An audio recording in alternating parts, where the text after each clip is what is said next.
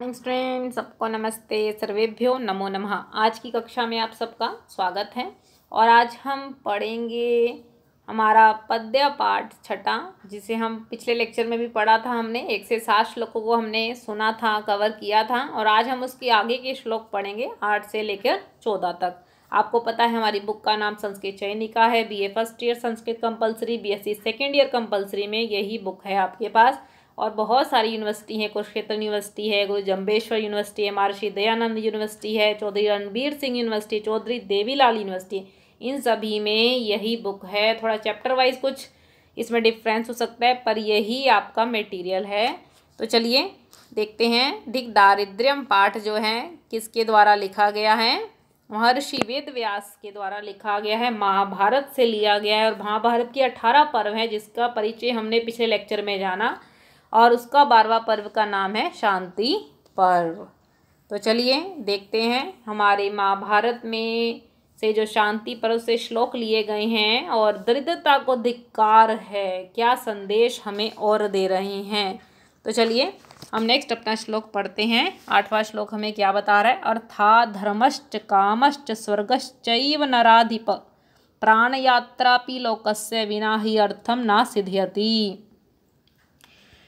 क्रम वही आपका, प्रसंग लिखिए, अवतरण लिखिए, अर्थ लिखिए, उसके बाद हम अर्थ देखते हैं। अर्थात धन से, हे राजा युधिष्ठिर, कौन कह रहा है? अर्जुन युधिष्ठिर को समझा रहा है धन की महत्ता के। क्या बता रहा है? धन से, धर्मश्च धर्म, कामश्च काम, स्वर्गश्चैव नराधिप, स्वर्ग की प्राप्ति होती है। अगर धन है तो आप धर्म को सिद्ध कर सकते हो, इच्छाओं की पूर्ति कर सकते हो और धार्मिक कार्य करके स्वर्ग की प्राप्ति को भी आप प्राप्त कर सकते हैं। प्राण यात्रा पी लोकस्य विना ही अर्थम ना सिद्ध्यति। ही अर्थम का अर्थ है धन के बिना तो प्राण यात्रा, जीवन बिताना इस संसार में संभव नहीं है। बहुत सुंदर कहा कि क्योंकि प्रत्येक कार्यों की सिद्धि धन के द्वारा ही होती है और जीवन का निर्वाह करना, जीवन की आवश्यकताओं की पूर्ति करना धन के बिना संभव नहीं है। उसके बाद इसकी व्याख्या कीजिए। विशेष में देखिए आप क्या बता रहे हैं कि धन के अभाव में जीवन का निर्वाह करना कठिन है। तो चलिए नेक्स्ट श्लोक हमें बता रहा है। अर्थेन ही विहनस्य पुरुषस्य अल्पमेधसः विच्छिद्यन्ते क्रियाः सर्वाः ग्रीष्मे कुसरितो यथा। लिखने का क्रम आपका वही है, ये आपका 2014 में आया हुआ है श्लोक। अर्थ जानते हैं हम इसके। अर्थेन ही विहनस्य, हे राजा युधिष्ठिर, विहनस्य धन के बिना, अल्पमेधस अल्प बुद्धि वाला, मंद बुद्धि वाला, उसके क्या होता है? विच्छिद्यन्ते क्रिया, सभी कार्य जो हैं छिन्न भिन्न हो जाते हैं, नष्ट हो जाते हैं। कैसे? उदाहरण दिए, सर्वा ग्रीष्मे कुसरितो यथा। कुसरितो का अर्थ है छोटी, कु माने छोटे के लिए यहाँ पे सरित माने नदियाँ। जिस प्रकार ग्रीष्म ऋतु में, गर्मी के समय में छोटी छोटी नदियाँ सूख जाती हैं, उसी प्रकार जब एक व्यक्ति के जीवन में धन का अभाव होता है, मंद बुद्धि ऐसा व्यक्ति जो है, उसके सभी कार्य भी छिन्न भिन्न हो जाते हैं, अर्थात सोचने समझने की क्षमता भी जो है समाप्त हो जाती है। तो चलिए इसके बाद हम इसकी व्याख्या करेंगे। विशेष देखते हैं कि कह रहे धन के अभाव में कोई भी कार्य जो है संपन्न करना संभव नहीं है। तो नेक्स्ट श्लोक हमें बड़ा गहरा संदेश दे रहा है और समाज का सत्य बता रहा है। क्या बता रहे? यस्यार्थस्तस्य मित्राणि, यस्यार्थस्तस्य बांधवाः, यस्यार्था स पुमान् लोके, यस्यार्था स च पंडितः। क्या बता रहा है हमारा ये श्लोक? आइए इसके अर्थ को देखते हैं। यस्यार्थस्तस्य मित्राणि, जिसके पास धन है उसके पास मित्राणि, उसी के पास मित्र होते हैं, मित्र बन जाते हैं। धन होता है ना, तो मित्र भी अपने आप ही बन जाते हैं। कह रहे हैं यस्यार्थस्य बांधवः, उसी के भाई बंधु भी बन जाते। किसके? जिसके पास धन है। यस्यार्था सा पुमान् लोके, और जो जिसके पास धन है उसे समाज में पुमान् माने उत्तम पुरुष, उत्तम श्रेष्ठ मान लिया जाता है। यस्यार्था स च पंडितः, पंडिता माने विद्वान के लिए प्रयोग किया गया। जिसके पास धन है उसे विद्वान कह दिया जाता है। यानी धन के होने पर ही आपके मित्र भाई बंधु बनते हुए दिखते हैं, उसे श्रेष्ठ मान लिया जाता है, उसे विद्वान कह दिया जाता है। तो ये समाज की स्थिति है कि आज हमारा मान सम्मान है जो सब, वो हमें किसके कारण दिख रहा है? धन के कारण ही दिख रहा है। अगर धन का अभाव है तो समाज में भी एक इंसान की कोई रिस्पेक्ट हमें दिखाई नहीं देती है। तो चलिए नेक्स्ट श्लोक हमें बता रहा है, अधनेन अर्थ कामेन नार्था शक्यो विदित सुखम अर्थैरर्था निबध्यन्ते गजैरिव महागजाः। प्रसंग अवतरण और उसके अर्थ को जानते हैं अब। अधनेन, जिसके पास धन नहीं है यानी निर्धन व्यक्ति है। अर्थ कामेन, अगर वह धन की इच्छा रखता है तो शक्यो विदित, तो उसको धन से इकट्ठा, धन संपत्ति से संपन्न होना उसके लिए संभव नहीं है। मतलब एक गरीब इंसान है, निर्धन व्यक्ति है, जिसके पास धन नहीं है, धन की इच्छा रखने से थोड़ा संपन्न हो जाएगा। अर्थै अर्था निबध्यते गजैरिव महागजा, जिस प्रकार हाथियों के द्वारा महागजा, बड़े बड़े हाथियों का समूह जो है एकत्रित हो जाता है, उसी प्रकार अर्थैरर्था, धन संपदा के द्वारा ही निबध्यते, धन का भंडार एकत्रित हो, माने धन के द्वारा ही तो आप धन से संबंधित जो है अपने सामान ले सकते हैं, आवश्यकताओं की पूर्ति कर सकते हैं, इच्छाओं की पूर्ति कर सकते हैं, धर्म कार्यों में अपना संलग्न हो सकते हो। पर कब? जब धन है आपके पास।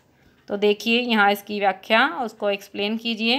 कह रहे केवल इच्छा रखने मात्र से थोड़ा धन की प्राप्ति होती है, उसके लिए बहुत पुरुषार्थ, मेहनत, समय, ऊर्जा ये सब लगता है।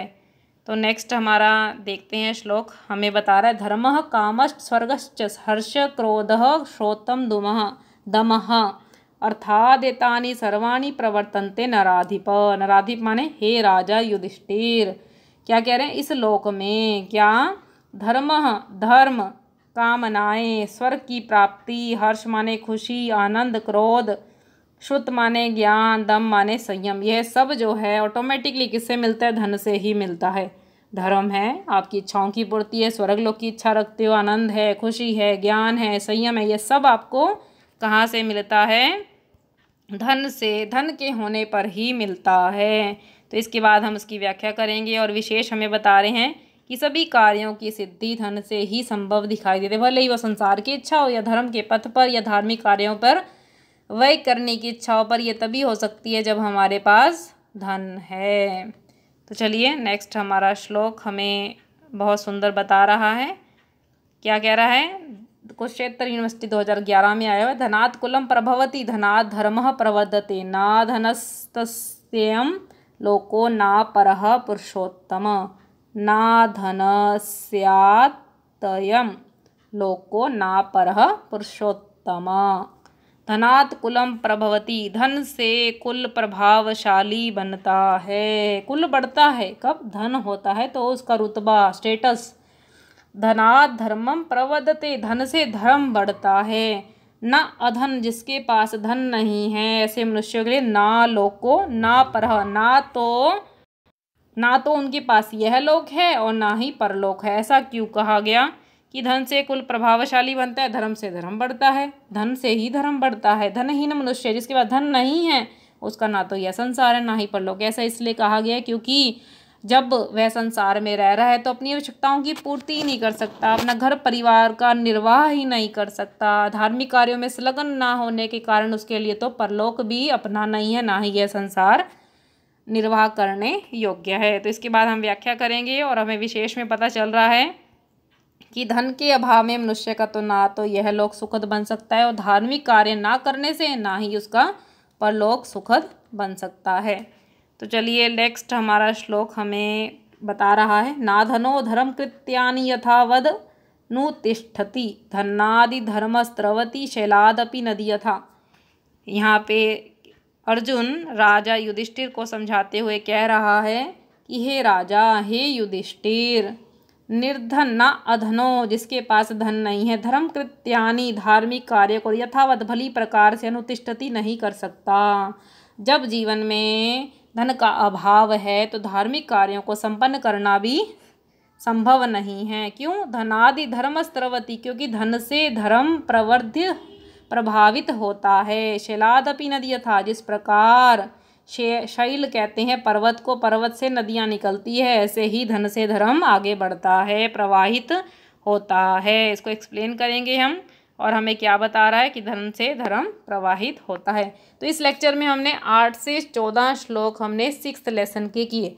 नेक्स्ट लेक्चर में हम इस चैप्टर को फिनिश करेंगे, आगे आने वाले श्लोकों को पढ़ेंगे और इसकी व्याख्या, जो सभी श्लोकों का आपको क्या निचोड़ दिख रहा है, क्या निचोड़ मिल रहा है, उसको भी हम डिस्कस करेंगे। तो आज की कक्षा को हम यहीं संपन्न करते हैं। और आपका कोई भी क्वेरी हो इन श्लोकों को लेकर जो पहले पढ़े हैं वो भी, या इससे रिलेटेड जो आज आपने इस लेक्चर में सुने हैं उससे रिलेटेड कोई क्वेरी, कोई डाउट आपका है तो आप पूछ सकते हैं कमेंट बॉक्स में। आपकी कोई सजेशन हो तो वह भी आप कमेंट बॉक्स में बता सकते हैं। इसके नोट्स आपको डिस्क्रिप्शन बॉक्स में प्रोवाइड किए गए हैं, आप डाउनलोड करके उसको पढ़ सकते हैं। अगर आपको ये लेक्चर अच्छा लगा तो आप कमेंट बॉक्स में ज़रूर बताइए और आप लाइक ज़रूर कीजिए और आप लाइक करें ताकि हम और अधिक मोटिवेट होकर बहुत सरल से सरल तरीके से आपको संस्कृत समझाने का पूरा प्रयास करेंगे। और अपने फ्रेंड्स के साथ शेयर भी कीजिए, क्योंकि बहुत सारे ऐसे हैं जो संस्कृत को मुश्किल समझकर छोड़ देते हैं, इंटरेस्ट नहीं ले पाते हैं। आपकी एक शेयर करने से ये लेक्चर वहाँ तक पहुँचता है, उन स्टूडेंट्स तक पहुँचता है जो संस्कृत को सीखना चाहते हैं पर उनको कोई सोर्स नहीं मिल पाता है। आप चैनल पे नए आए हैं तो चैनल को सब्सक्राइब करें। संस्कृत की नई अपडेट के साथ जुड़ना चाहते हैं तो सब्सक्राइब करना ना भूलें। तो चलिए मिलते हैं फिर स्टूडेंट्स, इस चैप्टर को हम नेक्स्ट लेक्चर में कंप्लीट करेंगे। तब तक के लिए आप सबको नमस्ते, नमो नमः।